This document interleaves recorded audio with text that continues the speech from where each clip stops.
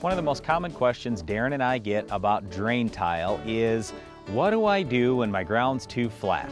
A lot of people get really concerned about this, and obviously it is a big concern. You've got to have somewhere to go with that water. But that's where lift stations come in. So just in real simple terms, a lift station is just somewhere where you've got a little water reservoir, either created by a tank or a big pipe, and then you simply pump it out of there, so you're lifting that water. That's the reason why it's called a lift station, and then you pump it out again.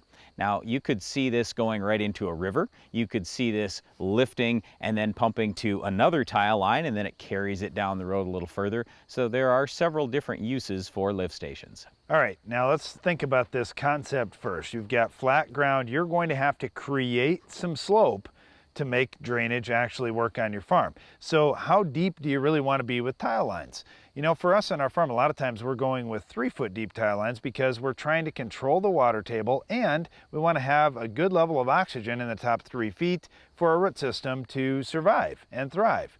When you're talking about a lift station, you may have to go down 6 feet or 10 feet at the end of a field in order to get enough slope to move that water and then lift it back out of there. Now, the lifting part is not the biggest part of this equation. What I think about, Brian, is just, man, if my main tile lines are 10 feet deep, am I going to lower that water table 10 feet down? That could be a challenge when we get to a dry year. Okay, but this is where you're, in most cases, going to put in a solid line. So typically the way this thing works with the lift station, if let's say you did have to be down 10 feet in the ground, and not all lift stations have to be that deep, but let's say you had to be 10 feet down in the ground, then yeah, you're probably going to want to have a solid line coming out, and maybe even double wall, because that moves the water a lot faster. So all the perforated lines are going to still be relatively shallow in the field. They'll dump into that big line, and then that line will hold some water, basically, again, creating a little water reservoir for that lift station to pump out. Now, one of the most important things that I learned early on when we were working on lift stations on our farm is it's really nice to have a good pump, a big pump. You got to size it appropriately, okay? So we know all that. But the thing is, in a lot of cases, you don't necessarily need to run full speed. It's nice to have a pump that can run at 2 different speeds, because you don't want the pump to shut off. One of the biggest problems with pumps and just motors in general is on, off, on, off, on, off. So with a lot of the variable drive motors now, what they'll end up doing is, if your water table goes down to a certain point, well, they'll slow down. Okay, so that way they don't have to keep shutting off. And then as that water table rises again a little bit, then they'll speed back up. That's really been nice. And so one of the first ones that we ever put in quite a few years ago now, that pump is still running, and it runs quite often. We really need that lift station to work well.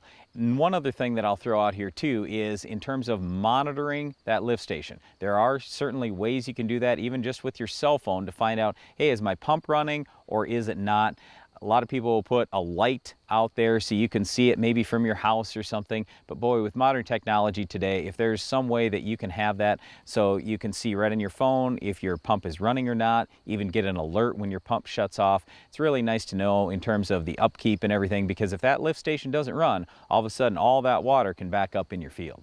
One other thing, Brian, that becomes a real question for some farmers is, how do I power a lift station? Do I need to run electricity out there? Could I use solar or some other power source? What works the best? Sure, you can have solar, you can have a motor running out there, but ideally you're going to want to try to do everything you can to get electricity out there.